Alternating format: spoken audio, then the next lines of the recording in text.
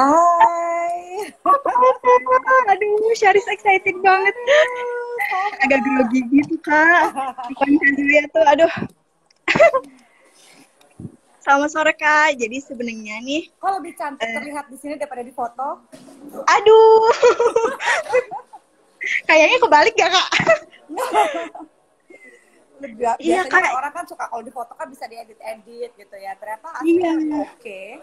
Iya, ini bener-bener pure ya, Kak. Kakak apalagi lebih cantik. Aduh, pangling.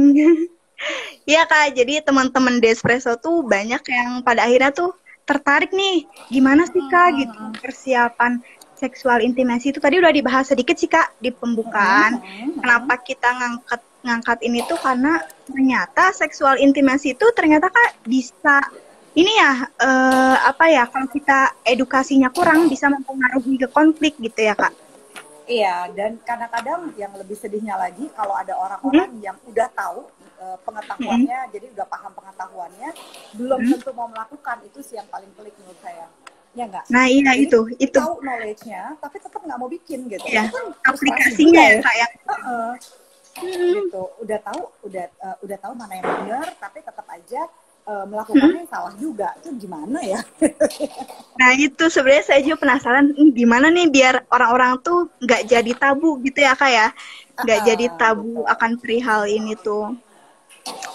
Dan Sebenarnya, mungkin yang paling hmm? paling penting, sorry ya kalau agak berisik soalnya saya lagi sambil ngopi. Kamu ngopi di mana, Kak? Lagi ngopi di kopi gue di daerah Kebayoran. Aduh, nongki Soalnya seru enak amat. tempatnya, nggak terlalu hektik gitu. Jadi kalau Mhm. misalnya mau live di sini terus nggak terlalu rame kan juga lebih lebih santai. Berarti ini langsung ya Kak dari yang sebelumnya live tadi. Kakak tuh Iya, sibuk banget. Makasih banget nih Syaris. nggak apa-apa. Kakak udah apa ya menyediakan waktunya untuk Despresso. Ah, terima kasih sekali. Sama-sama. Gitu. Jadi kalau kenapa sih yang bedanya informasi dengan pendidikan seks gitu ya? Itu Ya. bedanya adalah di kalau misalnya informasi tentang seks tidak selalu bisa membuat kita itu selamat gitu ya. Artinya kalau informasi seks adalah ya udah, ini ada informasi, saya terima informasinya, and that's it, Mm. ya kan. Tapi kalau misalnya pendidikan, berarti kita memberikan informasi ini, kita pairing dengan alasan ya yang membantu menguatkan perilaku gitu. Gimana caranya supaya perilakunya itu bisa sesuai atau misalnya tidak melakukan perilaku seks beresiko gitu. Itu yang kita Nah tuju itu, gitu kan iya. ya. Nggak Nah, ke arah kenapa negatif. disebut sebagai pendidikan seks? Karena kalau misalnya kayak gini, kalau misalnya pelajaran biologi aja udah membuat orang paham tentang seks, Hmm. apakah pelajaran biologi itu sudah pasti akan membuat orang jadi paham mengenai arti seksualitas itu sendiri? Belum tentu Ah, kan gitu. belum tentu, iya. Karena itu hanya teori gitu ya kayak. Hanya teori gitu. Jadi kenapa saya bilang begitu gini ya? Mungkin kalau saya cerita sedikit pada waktu saya kan ambil S2 itu di UI gitu ya. Nah, karena Oh di iya UI Kak. saya harus praktek salah satunya di RSCM ya. Praktek untuk pendampingan psikologis dan sebagainya. Saya baru ngambil Iya. seksologi kan setelah jadi S2, baru saya ngambil seksologi di Universitas Udayana Bali kan. Nah, Oh, jadi selalu. setelah lulus ya kan, karena pendidikan seksologi kan nggak ada pendidikan Iya, khususnya, nggak tapi ada. adalah pendidikan spesialis. Berarti kalau spesialis harus lulus dulu S2 baru bisa ngambil spesialis kan gitu ya istilahnya. Iya. Nah, saya itu waktu lagi saya praktek di RSCM di UI, di RSCM di Salemba ya, sebelahnya UI Iya. Salemba. Karena di sana kan sebelahnya Fakultas Kedokteran gitu. Jadi pada waktu itu saya lagi di PKT RSCM itu untuk Hmm. pelayanan korban gitu ya, pelayanan korban terpadu untuk perempuan dan anak. Jadi perempuan Oh. korban kekerasan dan segala macam. Nah, pada satu kali ya, Syarif, saya itu ada anak perempuan umurnya 12-an Mm-mm. tahun itu datang Aduh, masih berkonsultasi. kecil. Ya, Hmm. masih 12 tahun. Bukan berkonsultasi sih, saya lebih tepatnya divisum gitu. Ada Hmm. pelaporan polisi dan biasanya kalau polisi habis pelaporan itu akan dibawa ke PKT, ke tempat kami kan. Terus Hmm. pas lagi di PKT gitu, dia datang dengan ibu bapaknya. Ibu bapaknya tuh udah mau pingsan-pingsan gitu. Yang, Oh, kenapa tuh waduh Kak? Hmm. gimana nih ya, saya ini banget gitu, saya stres dan sebagainya. Ibu bapaknya pingsan karena anaknya yang umur 12 ke 13 tahun ini sudah hamil 5 bulan dan Waduh. anaknya itu nggak tahu siapa yang menghamili dia. Jadi Hmm. gimana sih? Ya Ini pasti adalah stres, keluarga. aduh. Iya, ini kan adalah keluarga yang miskin, yang Mm-mm. tidak, yang dia punya anak perempuan 3. Ini adalah anak perempuan pertamanya yang lulus SD. Sebelumnya Wah. boro-boro sekolah gitu ya. Jadi kalau Mm-mm. nggak salah orang tuanya itu di pinggiran Jakarta, punya apa sih namanya, cuma kayak tukang cuci baju gitu ya, bantuin orang banyak tukang cuci baju, terus bantuin apa ayahnya kira-kira bekerja dan sebagainya. Ayahnya tuh kayak tukang sampah, terus kadang-kadang juga suka jual gorengan gitu ya kalau ada uang Mm-mm. ekstra. Kurang edukasi gitu maksudnya. Sebenarnya sih bukan kurang edukasi juga, ada juga orang yang sebenarnya punya keluarga kaya tetap aja juga melakukan hal yang sama. Sama aja Tapi di sini, ya. tapi di sini saya mau ceritanya gini, ini tinggal di Jakarta gitu ya. Oke lah, memang kalau mau kurang edukasi juga nggak mungkin karena mereka kan dia kan sekolah negerinya juga cukup bagus kok gitu kan ya, bukan sekolah sekolah negerinya cukup bagus bukan karena apa ya sekolah jelek enggak gitu. Tapi gini loh. Begitu orang tuanya itu dikonseling sama teman saya yang lain, saya itu mengkonseling si anak ini gitu. Nah, si anak ini waktu saya konseling dia orang tuanya udah mau pingsan-pingsan, dianya itu kayak ketakutan gitu. Terus saya tanya, kenapa nak? Kenapa kamu segitu takutnya? Ada ibu, ada yang saya mau bahas, tapi saya jangan dimarahin ya. Terus saya bilang oke, saya tidak akan marah selama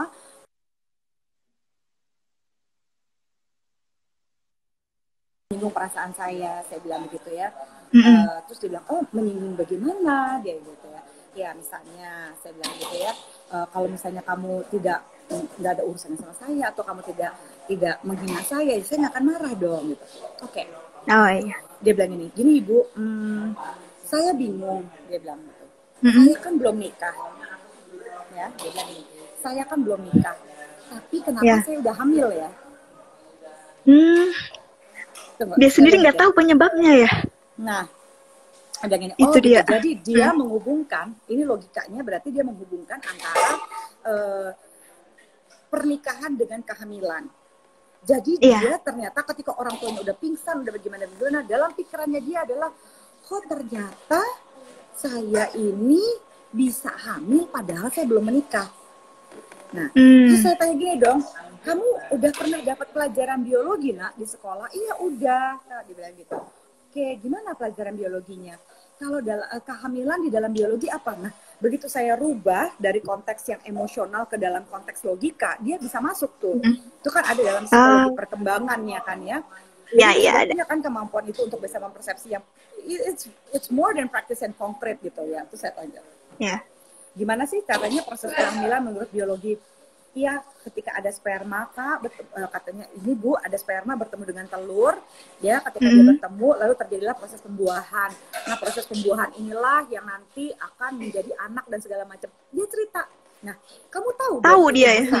Ya kan?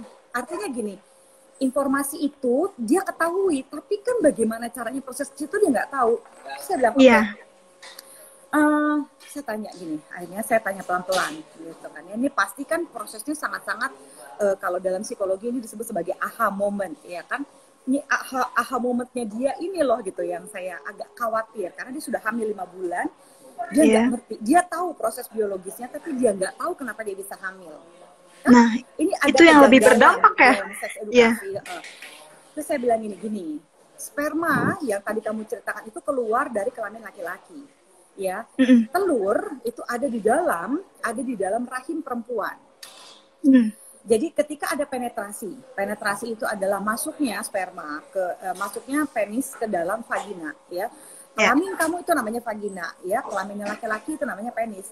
Ketika ada penetrasi penis ke dalam vagina disebut sebagai hubungan seksual. Hubungan seksual itu bisa dilakukan, ya, sebaiknya dilakukan pada saat pernikahan, gitu ya. Itulah yang membuat kenapa kamu tuh sadar bahwa yang kamu sadari bahwa kalau ternyata seseorang itu sedang sudah menikah, harusnya baru dia bisa hamil gitu. Kamu tidak tahu bahwa yang namanya hubungan seks itu bisa dilakukan meskipun tanpa pernikahan. Itu yang disebut sebagai seks pranikah. Nah, yang terjadi pada diri kamu itu bukan semata-mata seks pranikah. Satu, kalau sampai kamu tidak tahu kenapa kamu hamil, berarti kamu tidak melakukannya dengan kesadaran. Iya. bukan dengan konsensual, ya kan? Jadi melakukannya Kalaupun ya udah gitu. Dia ya konsensual dia adalah benar. ada persetujuan bersama, Hmm. ya, gitu. Meskipun kamu konsensual, punya persetujuan jika kamu yang menonton ini adalah anak di bawah usia 18 tahun, ya. Meskipun sudah akhir balik beda, karena gini, kalau kami secara psikologis kami melihatnya mereka-mereka yang sudah berusia akhir balik itu disebut sebagai remaja. Tapi di dalam Undang-Undang Perlindungan Anak yang disebut sebagai anak adalah mereka yang berusia 18 tahun ke bawah. Jadi saya katakan gitu sama dia, karena selama usia kamu 18 tahun ke bawah secara hukum, kalau sampai kamu sudah menikah, kalau sampai kamu hamil, ya, di saat kamu belum menikah dan kamu tidak tahu kenapa kamu bisa hamil, dan orang yang menghakimi kamu, apalagi orang yang usianya di atas 18 tahun, apapun alasannya, sudah terjadi pemerkosaan pada diri kamu. Wah, dia shock. Saya tanya dong baik-baik, nah, siapa yang sudah memasukkan penisnya ke dalam vagina kamu, gitu ya, lalu melakukan ejakulasi, ya? Oh, itu dia jawab gak? Meskipun atas persetujuan kamu, berarti tetap saja ini bukanlah sebuah ini ada ketimpangan power atau kekuasaan dari orang dewasa terhadap anak-anak.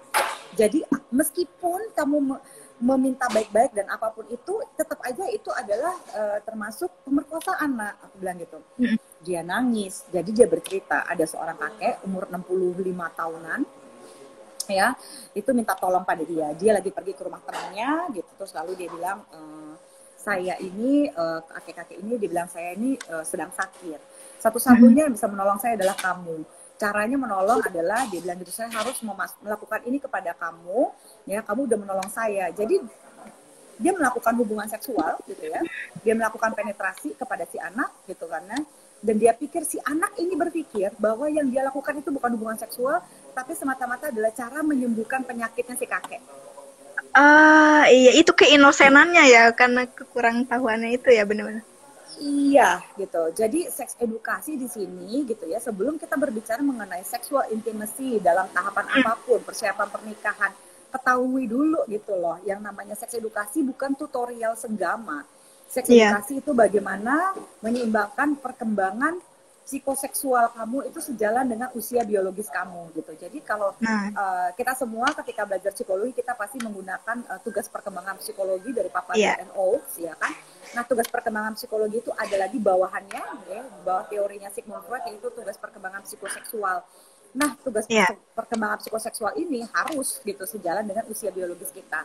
Yang tadi saya cerita, anak ini umur 12-13 tahun. Itu jadi masih di bawah umur.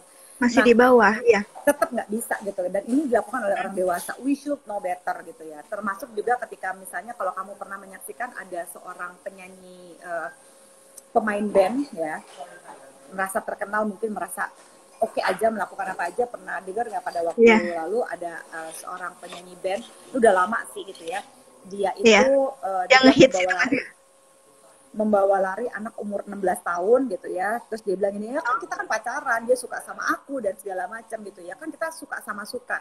Buat saya itu tolol. Kenapa? Karena jangan lupa, karena dia 16 tahun ya, semua yang masih di bawah 18 tahun masih dalam kategori anak menurut Undang-Undang Perlindungan Anak. Jadi kalau kamu usianya di atas 18 tahun, kamu mau bilang cinta sama anak umur di bawah 18 tahun, tetap itu bisa dimasukkan ke dalam kekerasan pada anak. Ya, bisa masuk dating rape juga. Mau dia suka sama suka, kalau dia masih di bawah umur, orang dewasa yang di atas 18 tahun tidak boleh melakukan persetubuhan. Ya, tapi tetap masuknya ke pemerkosaan gitu. Masuknya dalam kekerasan pada anak, gitu ya. Jadi nggak bisa dengan alasan kayak begitu. Nah, ini sexual intimacy ini kadang-kadang nggak dipahami sama orang gitu ya. Termasuk ketika Chef Puji juga mengatakan, iya, anak umur 12 tahun ini cinta sama saya. Iya, gimana sih di kampung yang kecil gitu ya. Terus dia gitu dikasih mungkin iPhone, terus terkenal tiba-tiba gitu, siapa sih yang nggak mau gitu ya, itu nggak fair kayak begitu. Jadi kita nggak bisa bilang suka sama suka kalau kita membahas konteks anak di bawah 18 tahun. Sexual intimacy itu yang sehat harus memiliki hubungan yang setara. Hubungan yang setara itu berarti gitu ya, ada konsensual antara keduanya untuk melakukan ini gitu. Dan kalau misalnya masih banyak orang yang berpikir bahwa sexual intimacy di dalam rumah tangga itu berarti kayak misalnya, wah kalau sampai laki-laki meminta seks kepada istrinya gitu ya, suami gitu meminta seks pada istrinya lalu tidak diberikan, nanti dia akan dilaknat oleh malaikat paginya. Jangan lupa bahwa para suami juga harus mencumbu istrinya dulu gitu kan. Jadi semuanya itu ada. Seringkali dalam sexual intimacy orang itu memanfaatkan ide-ide ide-ide religius untuk memojokkan pasangannya untuk mendapatkan kepuasan seksual. Nah, kalau dari pacaran aja dia sudah memaksakan seksual scriptnya kepada kepada pasangannya, kayaknya dalam urusan pernikahan pun dia akan selalu memaksa gitu. Akan jadi gitu lagi ya. Akan gitu lagi gitu.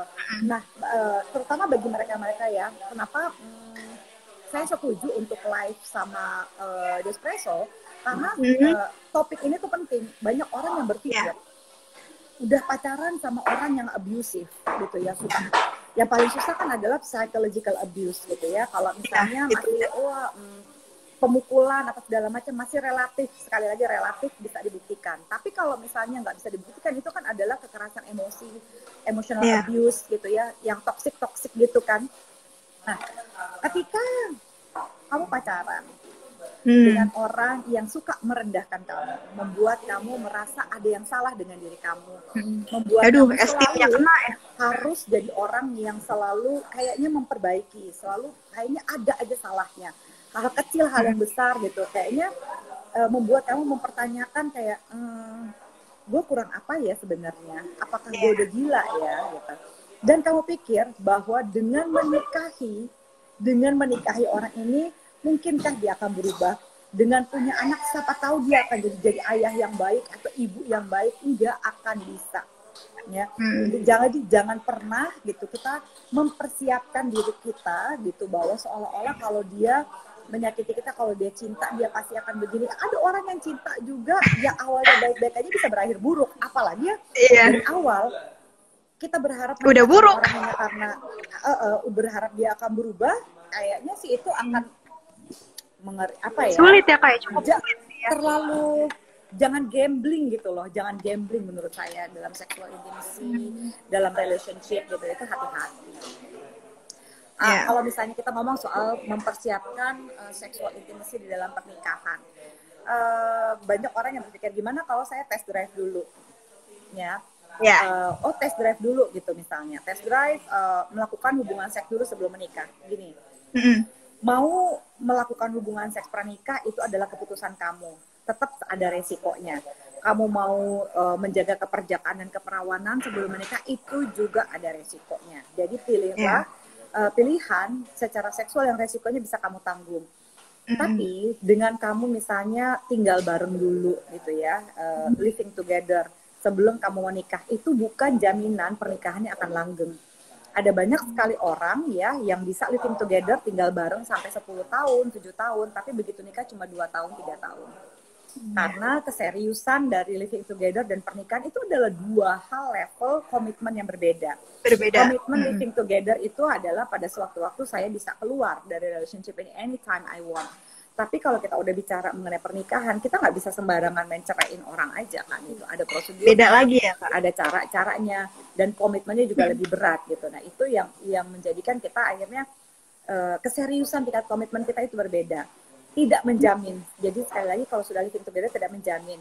Memang kalau misalnya ada yang sudah melakukan hubungan seksual dulu sebelum menikah, at least dia bisa mengetahui sexual compatibility, kesesuaian seksualnya.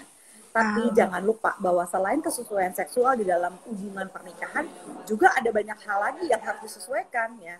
Seks itu penting, tapi bukan segalanya. Jadi ada juga yang harus disesuaikan, kayak misalnya relationship-nya, harus disesuaikan cara membina cintanya, harus disesuaikan kesetaraan gendernya, komunikasinya. That's a lot of important things yang harus kita perhatikan juga. Sama kalau misalnya memilih, saya mau ini aja deh, saya mau tetap menjaga keperjakaan, atau tadinya memang sudah pernah melakukan hubungan seksual, untuk kali ini karena pengen serius nggak mau melakukan lagi, nggak apa-apa gitu. Tapi karena Anda tidak melakukan, cara satu-satunya untuk mengetahui sexual compatibility dalam pernikahan itu adalah dengan membahas ekspektasi. Menurut kamu sebenarnya harusnya berapa banyak sih sekali ketika melakukan hubungan seksual? Apakah Ada Nah, orang itu yang baiknya berpikir bahwa gimana, Kak? ketika menikah harus selalu sama-sama, harus setiap hari, seminggu Hmm. berapa kali. Nah, ekspektasi itu yang harus dibahas. Ketika menikah ekspektasinya tidak sesuai, itu juga harus dibahas lagi apa yang akan kita lakukan gitu. Jadi kalau memang sudah test drive dulu, sudah minimal udah tahu ya Iya. kemajuannya kayak apa, tapi jangan berharap juga akan seperti itu. Hmm. Berharap juga bahwa dia akan bertambah enak, hubungan seksualnya akan tambah ngerti, akan tetap bisa bertukar pikiran dan sebagainya. Nah, yang belum itu bisa jadi sih mungkin relatif rawan konflik, tapi juga ada bahaya laten. Artinya Nah, itu. mereka mulai belajar sama-sama. Ya, kalau dua-duanya perjaka dan perawan itu oke, karena mereka Hmm. berproses. Tapi yang bahaya kalau salah satu sudah pernah, baik yang satu udah nggak perjaka atau yang satu udah nggak perawan, itu sebenarnya jadi ada ketimpangan. Nah, ini harus benar-benar dibahas karena kan rasa nggak bisa bohong ya, gitu Iya, ya. bener. Nah, Kadang gimana takutnya inget yang caranya? dulu lagi ya, Kak. Bukan cuma ingat yang dulu lagi sih, bisa jadi karena cinta dia memang mau sama yang sekarang, tapi kan cinta tidak otomatis membuat di ranjang itu Iya, dia bisa saling memahami. Itu adalah proses dua ya. jenis relationship yang berbeda gitu. Anggaplah yang dulu-dulu ya memang enak, tapi juga mungkin nggak mau diingat-ingat karena ya memang udah putus, mungkin drama atau apapun itu. Tapi karena cinta tidak otomatis membuat yang sekarang itu langsung cocok di ranjang. Itu juga harus Ya. dibahas. Kayak misalnya, oh iya kita coba dulu ya, kita bereksperimen, kita mengeksplorasi tubuh masing-masing, kita mencoba memahami, tetap ada keuntungan dan kerugiannya gitu. Jadi ketika kita nggak membahas ekspektasi, akhirnya nanti jadi tersakiti oleh ekspektasi sendiri, males kan gitu. Ketika Ah, kita iya. sama calon pasangan kita gitu, kita nggak bisa nyaman ngomongin soal seksualitas gitu ya. Salah satunya tentang seksualitas. Jadi gini, kalau mau menikah ada 3 hal yang harus kamu nyaman membahasnya. Satu, Ya. uang. Hmm. Kedua, itu adalah tentang keluarga gitu ya. Ya. Karena gini, kalau uang itu sebenarnya bukan masalah jumlahnya berapa, tapi kalau misalnya yang satu dikasih kebanyakan dibandingkan yang ini, oh kamu lebih sayang sama istri kamu ya daripada sama ibu kamu, oh kamu lebih sayang sama ibu kamu dibandingkan sama istri kamu ya. Gimana caranya orang suruh memilih? Konflik-konflik kayak begitu kan bisa Hmm. mempengaruhi kebahagiaan rumah tangga. Ya. Kedua adalah tentang keluarga besar. Siapa yang akan masih kamu support, siapa yang akan masih kamu dukung, kalau misalnya lagi ada emergency, siapa yang akan mengeluarkan uang dan sebagainya. Lalu bentuk-bentuk support keluarga itu seperti apa yang oke buat kamu dan pasangan. Dan kalau misalnya pasangan tidak bekerja dan tidak punya kemandirian finansial, apa yang harus dilakukan? Ya. Dan jangan lupa, ini juga adalah masalah spiritual. Spiritual itu bukan soal agama aja loh. Ya. Spiritual itu juga adalah value, gitu ya. Terus kayak misalnya gitu, ketika mau merasa, aduh gimana ya saya ini sebenarnya misalnya urusan seks gitu ya, saya punya ekspektasi akan hubungan seks setiap hari. Tapi ternyata Ya. nggak usah setiap hari juga nggak apa-apa. Atau udah sesuai dengan ekspektasi hubungan seks setiap hari, tapi masih nggak enak juga. Nah, itu ya, Kak. Jadi Apa yang beda-beda akan kadang. dilakukan? Hmm. Apa yang akan dilakukan ketika ada hal seperti itu gitu. Jadi ini yang paling penting. Ketika Anda tidak mau ngecek dulu tentang hubungan seksual nggak apa-apa, tapi seberapa nyaman ya Anda itu mau ngomongin ini dengan pasangan Anda atau calon suami atau calon istri. Kalau ngomongin uang, seks, keluarga, spirituality, agamanya sama, spiritualnya kan pengabdiannya beda-beda. Value kita Iya. beda-beda. Bisa sama-sama Islam juga, tapi dia punya value yang berbeda tentang Lebaran misalnya, Dari latar atau belakang value juga ya beda. atau mungkin value membantu orang lainnya gitu kan ya. Iya. Gitu. Jadi agak-agak susah. Oh, saya praktek di mana? Saya praktek di Rumah Daksa di daerah Jakarta Selatan di Jalan Daksa gitu. Bisa di search aja di Rumah Daksa, ada Boleh teleponnya. kapan-kapan Kalau mau cari. boleh main ke tempat konseling saya. Iya, Gitu, jadi Sari. berarti ya sebenarnya semuanya ekspektasi harus bisa lagi itu didiskusi. harus terbuka ya. Ekspektasi. Exactly. Iya, iya. Jadi kalau bisa saya simpulkan dari yang tadi kakak omongin gitu ya, kayak sebelum nanti kita ke question box nih kak, karena banyak ternyata pertanyaannya. Iya, makanya sampai Jadi cepat-cepat memang ngomongnya biar bisa jawab pertanyaan. Jadi memang ternyata baik lagi ke gimana sih kita tuh bisa mengembangkan kenyamanan kita sama pasangan dengan saling terbuka lah ya kak ya gitu ya, terbuka mengenai ekspektasi kita gimana, ekspektasi dia gimana. Ketika itu tidak terjadi juga, pahami bahwa itu tuh sebuah proses gitu ya kak. Dan kalau misalnya sama sekali nggak bisa cocok, jangan dinikahin.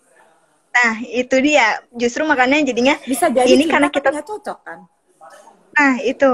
Nanti malah jadi mempengaruhi ya, Kak ya, setelah udah berumah tangga ke depannya.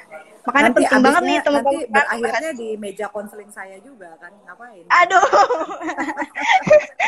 Jangan sampai nanti ya. Iya, Jadi Kak. Jadi maksudnya kalau jadi kita capek gitu kan, sayang. iya, karena kan jadi banyak juga yang pada akhirnya masyarakat tuh kurang paham akan pentingnya hal ini gitu kan ya Kak. Makanya kenapa kita mewadahi tema ini. Ini Kak ada yang bertanya nih.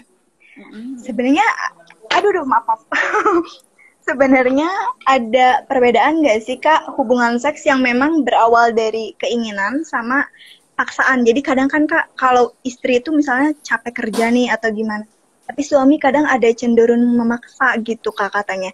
Nah itu nanti berdampak psikisnya gimana? Namanya juga paksaan, udah pasti akan berdampak negatif dong gitu ya. Kalau kita mau lihat lagi teorinya Wendy Maltz ya tahun 2009, Wendy Maltz mengatakan bahwa yang namanya seksualitas itu adalah energi, energinya netral. Tapi yang menjadikan energi ini bisa netral atau enggak netral adalah bagaimana si manusia ini mengaplikasikan energi ini. Kalau energinya jadi positif ketika dia dua-duanya ada konsensual, suka sama suka.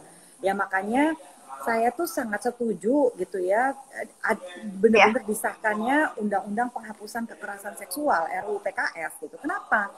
Ini udah lama banget dari tahun 2017-an ini jadi rancangan. Tapi di sini masih banyak kaum-kaum yang menentang gitu ya, ketika mereka mengatakan bahwa wah nanti kalau misalnya terjadi kekerasan di dalam rumah tangga, KDRT salah satunya adalah marital rape, yaitu pemerkosaan dalam konteks pernikahan. Bisa nggak sih kita menikahi orang dan kita memperkosa orang yang kita nikahi? Bisa banget, karena tidak ada konsensual gitu. Jadi lagi capek, maksudnya suami ataupun istri itu bisa loh sama-sama capek. Tapi ketika capek, bukan berarti bisa memaksakan kan, harus melakukan hubungan seksual, harus begini, harus begitu, sorry. Itu yang nggak fair gitu sebenarnya. Jadi ketika terpaksa, lihat kondisi juga gitu ya Kak. Ya. Suami-suami gitu ya, jika Anda ada di sini atau Anda akan menjadi calon suami ya, ketika Anda sering memaksakan gitu istri Anda untuk melakukan hubungan seksual, berarti kan Anda tuh sedang tidak ingin mengekspresikan seksualitas Anda. Anda hanya egois gitu memikirkan diri Anda. Kalau Anda sering memaksakan ini kepada istri Anda atau nanti ngerasa, wah kan kalau udah jadi suami istri harusnya kamu harus mau ngeladenin aku, harus mau ngeladenin aku dan sebagainya. Nah, bagi paksaan-paksaan itu jangan heran ketika misalnya suaminya istrinya bisa mengalami frigiditas gitu ya, jadi frigid, jadi tidak punya hasrat, dia bisa berhubungan seksual tapi jadi kayak gedebong pisang gitu ya, atau istrinya jadi tidak percaya diri lagi gitu ya, tidak percaya diri di ranjang, istri-istrinya tidak merasa seksi. Jadi gini loh para suami, jika Anda pulang ke dalam rumah ya, di mana istri Anda itu tidak bahagia ya, kira-kira banyak sekali aspek di kehidupan Anda yang juga tidak akan happy. Ini kan penting gitu ya. Ada banyak orang yang sadar bahwa ketika dipaksain gitu ya, para suami memaksain ini pada istri Anda juga tidak akan menjadi laki-laki yang maskulin. Laki-laki yang sejati itu di atas ranjang adalah laki-laki yang merasa sangat nyaman gitu ya, ketika dia merasa bisa memuaskan perempuannya di ranjang. Perempuan gimana yang bisa puas di ranjang kalau misalnya dipaksa? Ketika dia terpaksa, kalian juga pasti tahu kan, nggak enak loh hubungan seks nggak resiprokal, nggak timbal balik. Iya. Kalau Anda pikir, nggak naluri kalau tidak organik, tidak berkeinginan yang organik. Nah kalau misalnya keterpaksaan itu juga misalnya dikatakan, oh ya udah, kalau memang istri saya nggak mau mbak, saya beli putus aja. Ketika Anda beli putus, artinya Anda pergi ke pekerja seks ya, atau online kayak mau apa kayak gitu. Anda membeli seks di luar karena istri Anda tidak bisa memenuhi paksaan Anda gitu. Anda sebenarnya sedang menjual maskulinitas Anda. Nah kembali lagi pertanyaannya, Anda ingin menjadi laki-laki yang seperti apa? Gitu ya, ada banyak laki-laki ya ketika akan menikah lebih sibuk memikirkan performa seksualnya gitu dibandingkan hal-hal lainnya. Jadi saya kembali lagi pada yang maskulin adalah laki-laki yang bisa memuaskan perempuannya. Mungkinkah Anda bisa menjadi laki-laki yang macho dan maskulin ketika Anda memaksa? Nah, itu dia. Itu sebabnya banyak perempuan ngasih faking orgasm loh pada laki-laki. Oh ya, itu yang siapa nipu siapa? Rugi juga ya laki-lakinya sebenarnya. Lakinya rugi, perempuannya rugi, dua-duanya rugi. Makanya jangan ada paksaan. relationship Iya. yang setara itu lebih sehat, itu loh intinya. Iya. Jadi Perempuan itu juga ya rugi kalau faking orgasm, kan pusing, nggak enak iya. juga. Faking orgasm Iya, tapi nggak dapet. kan mendem mulu ya. Ya Kak, itu kan lagi nih Kak yang bertanya gimana caranya biar terus bergairah sama pasangan kita gitu. Kadang kan kalau udah cukup lama menikah juga udah agak berkurang katanya. Nah, gimana sih Kak caranya untuk tetap ya tuh bisa bergairah gitu sama pasangan kita? Oke, karena ini judulnya adalah How to Prepare for Sexual Intimacy, berarti sebenarnya pertanyaan ini juga untuk membantu mereka-mereka yang akan menikah dan mempersiapkan kehidupan seksualnya dalam pernikahan ya. Jadi Iya. ini pertanyaan dari orang yang sudah menikah gitu ya. Artinya gini, seberapapun cintanya kamu sama orang, kamu tetap akan mengalami hal-hal seperti ini dalam pernikahan nanti. Karena ini kan pertanyaan dari orang yang sudah menikah, ya kan? Ya. Jadi cara memprepare-nya bagaimana? Kalau misalnya kamu harus memastikan ketika kamu menikah nanti, ya, apa yang kamu alami di dalam pernikahan ini, gitu ya, itu kamu kan sering kencan, misalnya PDKT dan segala macam. Ketika menikah, jangan pernah berhenti berkencan. Ya. Nah, ya.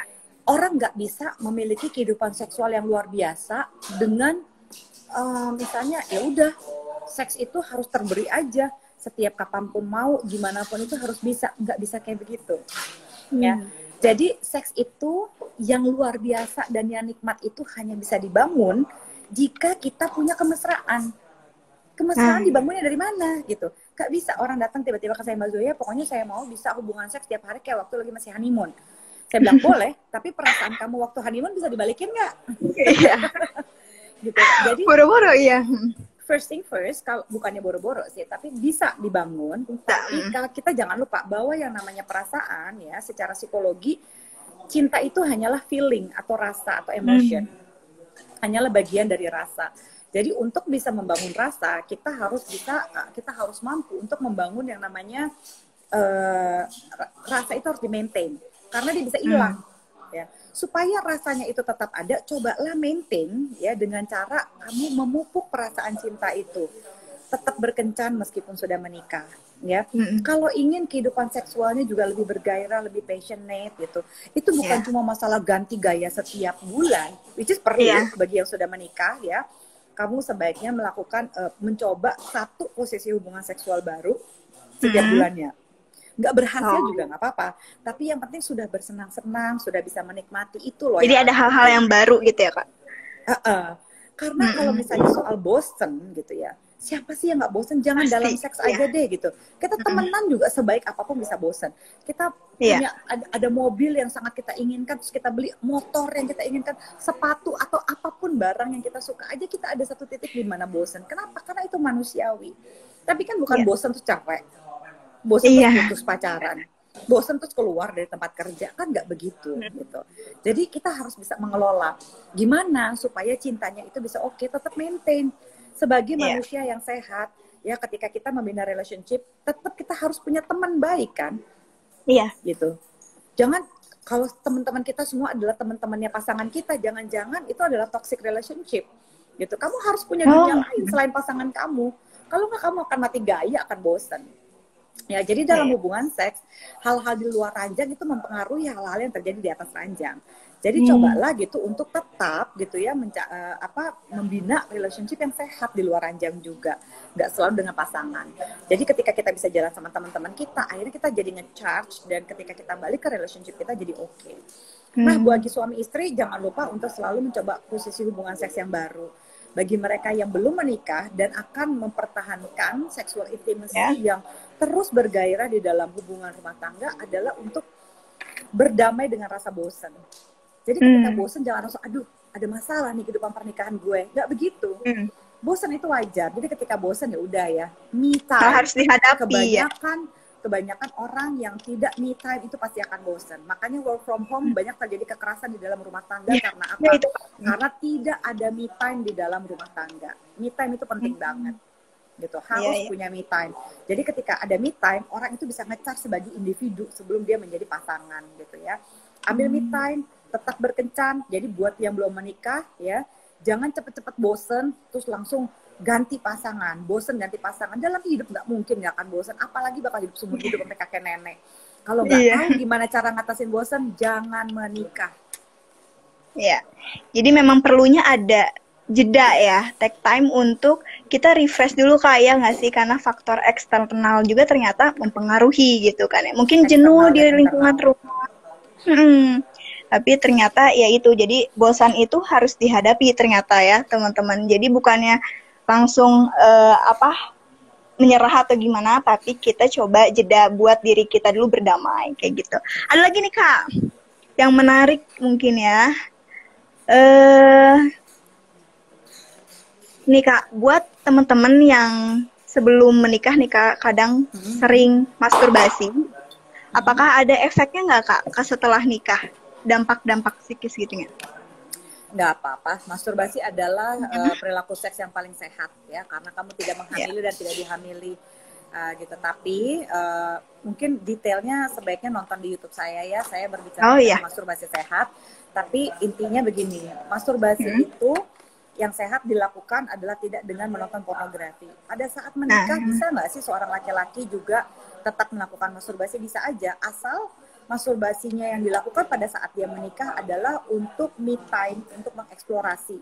Baik laki-laki ataupun perempuan bagus loh untuk masturbasi, apalagi ketika kamu sudah menikah. Karena kamu harus mengeksplorasi, ya, iya. mengeksplorasi zona-zona erotis dalam tubuh kamu. Kamu mengeksplorasi di mana G-spot kamu, bagaimana memuaskan G-spot kamu, posisi seperti apa yang akan memuaskan klitoris kamu. Jadi ada kompleks banget gitu. Bagi mereka-mereka yang baru menikah, cobalah saling bermasturbasi untuk mengeksplorasi pasangan kamu. Demikian juga kamu harus tahu tentang diri kamu sendiri. Bagaimana suami kamu atau istri kamu bisa memuaskan kamu, kamu aja nggak tahu zona erotis kamu ada di mana. Iya. Itu bisa didapatkan Itu dengan penting malah masturbasi. ya. Kalau mau bermasturbasi sendiri, oke, tapi jangan pernah bermasturbasi karena iya saya sih nggak dikasih sama pasangan saya gitu ya. Jadinya saya cuek aja gitu langsung melakukan hubungan seksual. Nah, nggak bisa gitu ya.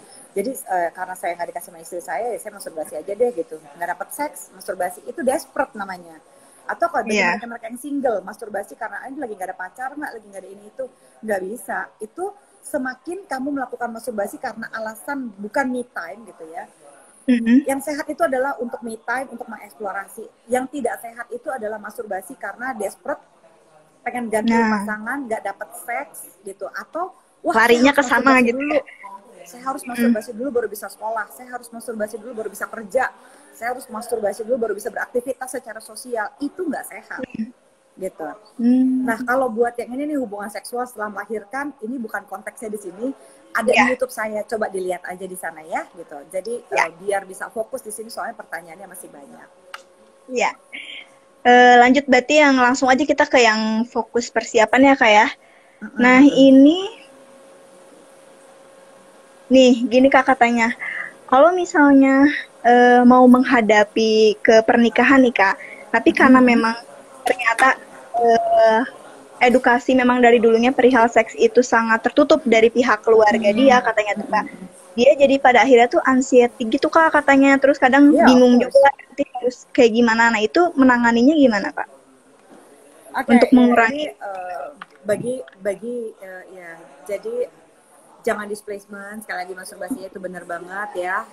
Jangan lupa begini, ketika bagi mereka-mereka yang selalu dibilangin sama orang tua bahwa seks buruk, seks itu dosa dan segala macam, memang itu akan membuat kalian jadi lebih susah gitu untuk melakukan senggama yang nikmat pada saat masturbasi gitu. Bisa jadi sebenarnya salah satu caranya adalah melakukan konseling pranikah. Konseling pranikah itu penting Nah, banget ya. gitu ya. Ya doakan saya sedang lagi membuat buku konseling pranikah gitu ya, workbook, Oh iya Kak. sehingga Oh, iya. ya tapi mungkin masih tahun depan sih keluarnya, karena saya mau melakukan research yang banyak sehingga orang nggak perlu datang mencari saya lagi pergi berkonsultasi, tapi bisa pakai buku ini gitu untuk mempersiapkan pernikahan. Jadi doakan Wah, ditunggu researchnya Kak cepat, launchingnya. bukunya Iya, cepat jadi amin. gitu ya, karena membicarakan masalah ini masa polik banget. Latihan yang paling bisa membuat kamu nyaman adalah latihan assertiveness ya. Assertiveness itu artinya kamu stand for your right without hurting others. Seorang yang asertif adalah orang yang menyatakan haknya ya, mencoba memperoleh haknya tanpa menyakiti atau merusak hak orang lain ya. Jadi Anda berhak untuk bisa menikmati hubungan seksual. Anda berhak untuk mendapatkan perilaku yang nyaman secara seksual dari pasangan kamu.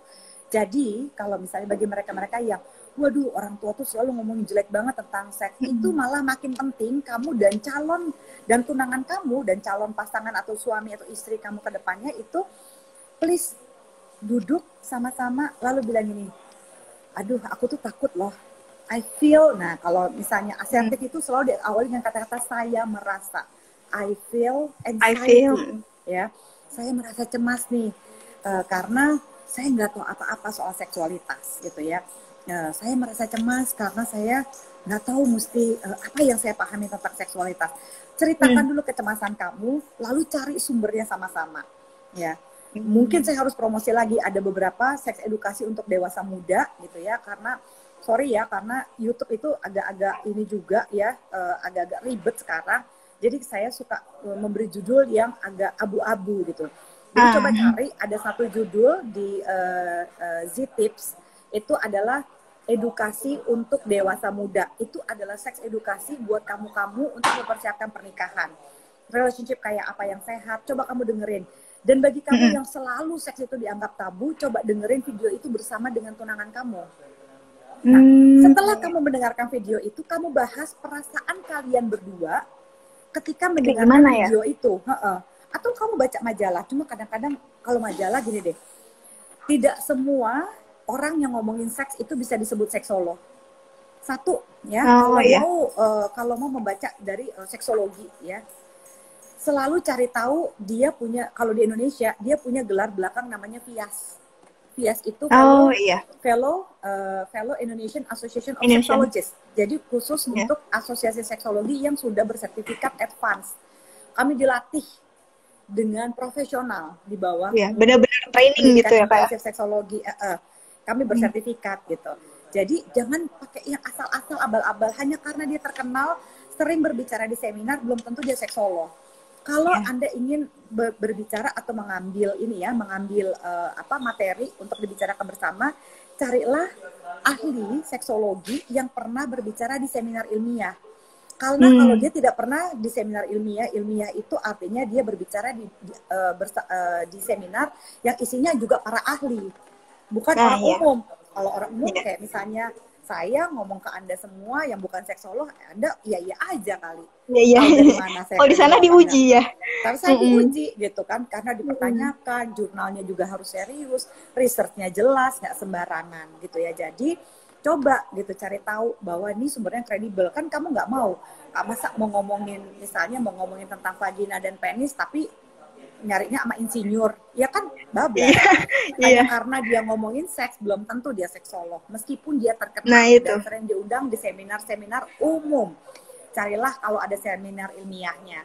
Emang yang certified gitu ya Kak? Yang certified itu harus dicari sertifikatnya yang jelas gitu. Jadi kalau kita balik lagi, terus gimana? Ambil artikel apa aja tentang persiapan pranikah atau tentang artikel seksualitas. Ya, bawa artikel itu kamu omongin sama tunangan kamu. Ini buat kamu-kamu yang nggak pernah mendapatkan seks edukasi tapi kamu sudah dewasa, ya sudah berusia di atas 21 tahun dan mempersiapkan pernikahan. Perasaan kamu terhadap, jadi kita tadi lagi membahas mengenai ini ya, apa yang harus dilakukan oleh mereka-mereka yang tidak pernah mendapatkan pendidikan seks gitu ya, tapi harus harus menghadapi pernikahan gitu. Terus gimana? Dua-duanya nggak pernah pernikahan seks, orang tua nggak pernah ngomongin seks itu selalu dianggap sebagai tabu dan buruk gitu ya. Cara paling efektif untuk bisa mengetahui ini adalah dengan mengambil artikel, misalnya nonton video YouTube saya atau artikel apapun gitu tentang seksualitas gitu ya. Nah, pada emang yang udah dari ahlinya. Iya, dan jangan lupa untuk memilih narasumber gitu ya, karena kalau narasumbernya kacau juga kamu juga jadi tambah susah gitu kan ya. Ketika kamu akan mempersiapkan pernikahan, cobalah cari narasumber yang kredibel sesuai dengan bidangnya. Ambil artikel atau video itu, nonton berdua. Ya, nonton video itu berdua. Kamu bahas sama pasangan kamu, ya. Menurut kamu ini gimana sih? Nah, pada saat kamu membahas mengenai ide-ide seksualitas ini biasanya akan membuat kamu paham tentang pasangan kamu, tentang nilainya dia, budayanya dia. Kalau misalnya kamu udah lagi mempersiapkan pernikahan, baru ngomongin artikel tentang seks aja kamu udah nggak cocok, udah berantem, udah bersikeras, mungkin memang sebaiknya nggak cocok nikah loh. Value itu Ya. parah kalau beda. Karena udah beda value. Nah ya. Iya, beda value itu susah gitu ya. Misalnya kayak value apa aja sih yang bisa bikin kita tuh beda banget. Kayak misalnya simpel ya, misalnya saya adalah orang yang percaya untuk diet sampah plastik gitu ya. Iya. Iya, Nggak tadi make-make. videonya ada di Z-Tips, betul, ada di Z-Tips. Jadi Iya. edukasi untuk dewasa muda, itu judulnya ada di Z-Tips. Makasih Judulnya ya, itu ya teman-teman. edukasi untuk dewasa muda itu bagus banget ditonton bagi kamu yang kuliah ya masih dewasa muda. Jadi itu kira-kira untuk mereka yang 18 tahun ke atas ya, 18 tahun sampai sekitar 39 tahun gitu, untuk membina relationship yang sehat pada usia-usia kuliah begini, atau untuk persiapan pernikahan itu seperti apa, itu ada di situ kok. Nanti Gitu paling dimasukin di caption juga ya Kak, nggak apa-apa? Di caption boleh, feed. Iya. Ya, boleh dengan senang hati. Gitu. Jadi itu penting banget gitu untuk kita ketahui bersama. Sama coba deh bahas topik-topik yang sangat-sangat apa ya, yang sangat-sangat pelik gitu ya. Misalnya kayak gini. Kamu setuju nggak sih sama undang-undang penghapusan kekerasan seksual? Kamu setuju nggak sih kalau misalnya haknya perempuan mesti dibawa laki-laki, gitu ya? Baca artikel sama-sama, ya. Diskusi bareng gitu ya. Diskusi bareng, lihat ya, value. Rasakan, jujur sama diri sendiri. Apa yang kamu rasakan ketika berbicara mengenai isu-isu seksualitas yang pelik? Misalnya tentang pemerkosaan, tentang kekerasan dalam rumah tangga, ya, tentang bagaimana tanggapan orang. Ketika kita berdiskusi tentang hal ini, terus kita ngerasa tertekan sama pasangan kita merasa dipaksa value-nya, kita mau dirubah sama pasangan kita dikecilkan sama pasangan kita, mungkin akan begini terus loh dalam pernikahan. Iya. Jadi kalau lebih baik mencegah. Sekarang gini, bukan masalah mencegahnya juga sih. Artinya gini, mendingan kita tahu sekarang dibandingkan udah nikah, lalu kita ngerasa terjebak di hubungan yang salah. Iya. Kan males loh mau cerai itu. Susah loh, ribet. Ribet. Sepelik-peliknya apa orang kalau datang ke saya akan bilang, nggak bisa, coba dulu yuk gitu. Konseling dulu yuk, usaha lagi yuk gitu, baru mikiran untuk bercerai. Tapi kan kalau udah sampai dalam kondisi merasa, aduh gue merasa stuck banget sih, gue merasa terjebak deh di hubungan ini, melelahkan kan secara emosi, gak ada yang mau merasa terjebak. So ambil artikel yang berat kalau perlu gitu ya, bahas bersama-sama. Kayak misalnya tahun 2010 itu yang rame, saya jadi saksi ahli dari bocornya sex tape ya, video rekaman hubungan seksual Ariel misalnya pada waktu itu. Nah, pada waktu saya menjadi saksi ahli kan banyak sekali orang beropini segala macam. Kan ketahuan value-nya yang ngaco, yang jelas tuh kayak apa. Nah, ambil topik-topik yang ekstrim seperti itu, bahas dengan calon pasangan kamu. Kalau kamu mendapatkan kecocokan, mungkin dia juga bisa oke dinikahin. Kamu punya value yang sama, oh iya kita setuju tuh, gue setuju, berarti seks edukasi buat anak harus begini. Atau kalau kamu ngomong nanti kalau misalnya anak ada seks edukasi, kita mau kasih anak kita pacaran umur berapa? Kalau misalnya ada seks edukasi buat anak, kita mau gimana? Kalau misalnya kamu naksir sama orang lain, tapi misalnya selingkuh hati gitu. Apa sih? Itu gimana gitu pendapatnya ya? Gitu. Nah kalau misalnya udah tahu nggak cocok gimana? Gitu. Mau dipaksain. Kalau mau ngomongin masalah orang lain aja, batasan boundaries orang lain aja bisa udah berantem, masa iya sih mau membahas nanti problem saya dengan kamu? Kita kan ketika menikah udah nikah satu tim, ya satu tim itu nggak boleh berantem, mesti kompak. Boleh berantem tapi maksudnya berantemnya yang sehat, berantem untuk mencari berargumen, mencari solusi. Tapi kan harus ada cinta dan respect di sana. Apakah yakin kamu bisa mencintai dan terus menghargai, merespek orang yang value-nya nggak sama kamu? Nah, cukup berat juga perempuan, ya kalau nggak se-value. Iya. Bagi perempuan, sangat-sangat penting ya bagi kamu perempuan itu untuk mengetahui gitu ya, kira-kira carilah laki-laki yang bisa kamu hargai. Kenapa? Laki-laki itu kepala rumah tangga, calon kepala rumah tangga. Kalau anggap aja rumah tangga itu kayak bahtera gitu ya, kayak inilah kapal laut gitu ya. Kapal. Lalu ada ininya kan, ada nahkoda. Nahkoda. Dia tuh nahkoda gitu ya. Atau misalnya di pesawat terbang juga dia adalah pilotnya, kita co-pilotnya. Kalau kita nggak percaya sama dia, kita nggak bisa menghargai dia, kita ngatur-ngatur dia, apa iya dia bisa jadi kepala keluarga? Jadi kalau kamu nggak bisa hargai, kamu bawaannya pengen ngatur-ngatur laki-laki terus, jangan dinikahin deh laki-laki yang kayak gitu, capek hidup kamu. Dia juga nggak akan bisa jadi kepala keluarga yang baik. Carilah laki-laki yang bisa kamu respect. That's it. Gitu. Karena tetap ya timbal balik ya. Ya harus bisa saling respect gitu. Bisa saling respect. Gitu. Waduh, Kak Zoya tentang seks edukasi pada orang dewasa ya nggak? Aduh, gini, seks edukasi pada anak itu ada juga gitu ya. Jangan dinikahi. Hai Reza, he's my friend. Oh hai jangan kakak. Gitu, it's my partner in crime Reza.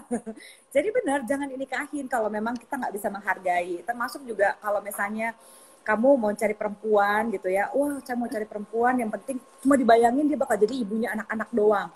Tapi kamu nggak pernah ngebayangin betapa seksinya dia diranjang, kamu bakal nafsu nggak sama dia. Kan banyak laki-laki gitu, saya mau cari perempuan baik-baik, cari perempuan baik-baik boleh loh yang soleha, tapi juga jangan lupa cari yang solehot.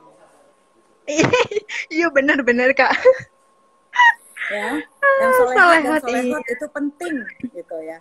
Cari yang dua-duanya gitu. Jangan cuma mikir, oh iya orangnya religius, kayaknya bisa jadi ibunya anak-anak. Lah, tujuan seks ada 3, reproduksi, rekreasi, dan relasi.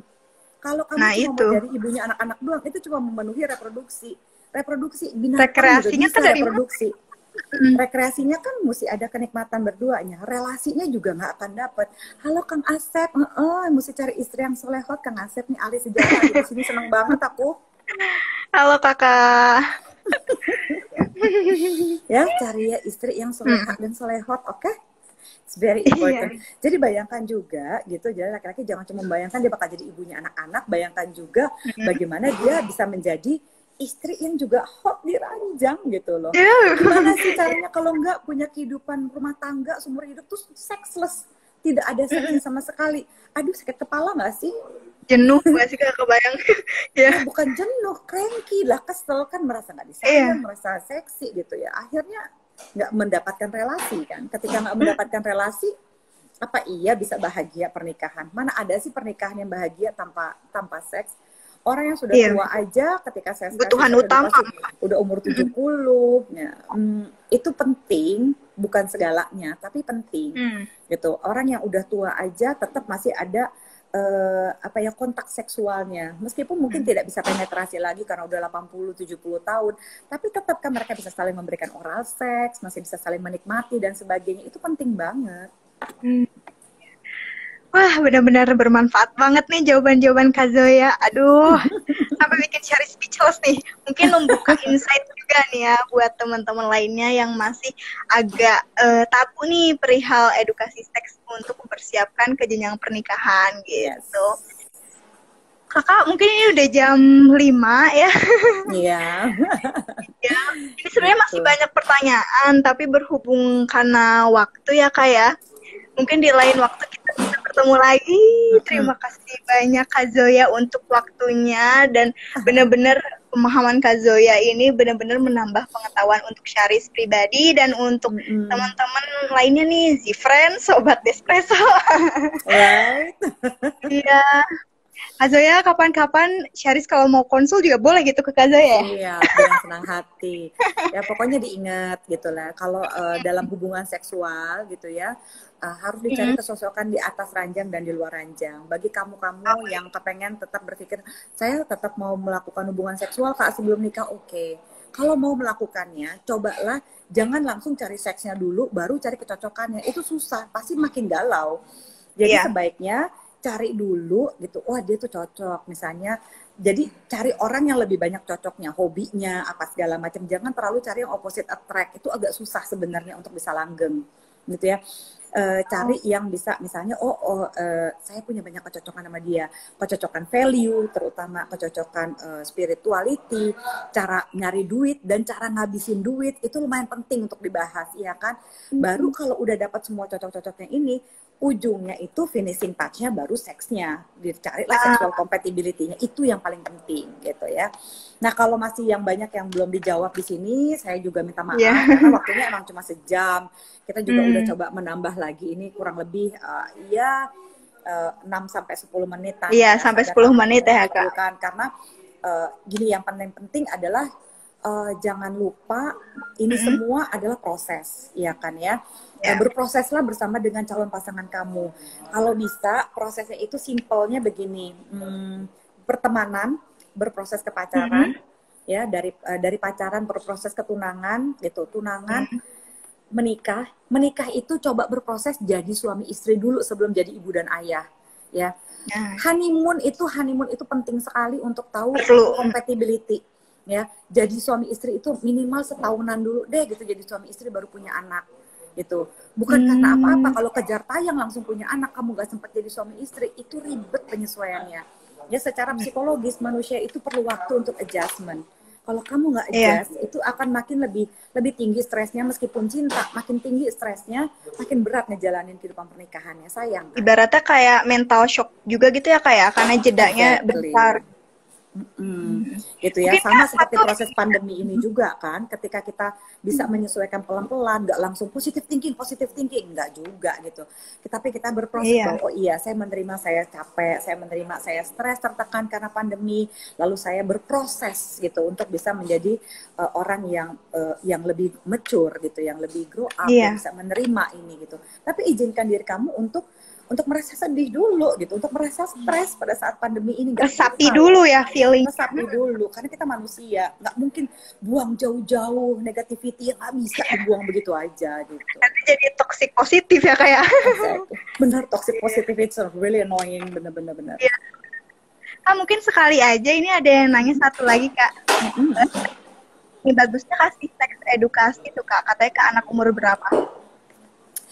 Itu ada juga sih di YouTube saya. Seks edukasi itu pertama kali sebaiknya diberikan pada anak umur 3 tahun, ya. Karena 3 tahun anak itu sudah memahami perbedaan gender gitu ya, dan dia sudah bisa mengerti gitu. Jadi please banyak-banyak deh cari. Ada beberapa tadi pertanyaannya yang sudah ada semua kok di YouTube saya. Saya tahu nih pasti akan banyak pertanyaan. Nanti lihat YouTube-nya ya teman-teman. Ini konteks, dan ini juga nanti akan ini akan ada di Instagramnya Despresso, dan nanti gitu ya, mungkin kurang lebih akhir bulan ini akan saya masukkan di YouTube saya juga, jadi biar bisa langsung nyari. Biasanya kalau begitu judul ini masuk, video-video yang lain kan juga ngikut tuh. Sesuai konteksnya biasanya kayak gitu ya gitu. Jadi makasih banyak Kakak ya mau dimasukin ke YouTube gitu ya. Belajar sama-sama sama saya ya. Terima kasih banyak Kak Zoya. Sama-sama. Iya, teman-teman bisa nanti dicek ya di YouTube-nya Kak Zoya. Iya, see you next time ya Kakak. Terima kasih banget dari tim Despresso, seneng banget. Bye. Nanti di-share ya Kak. Sama sore. Iya.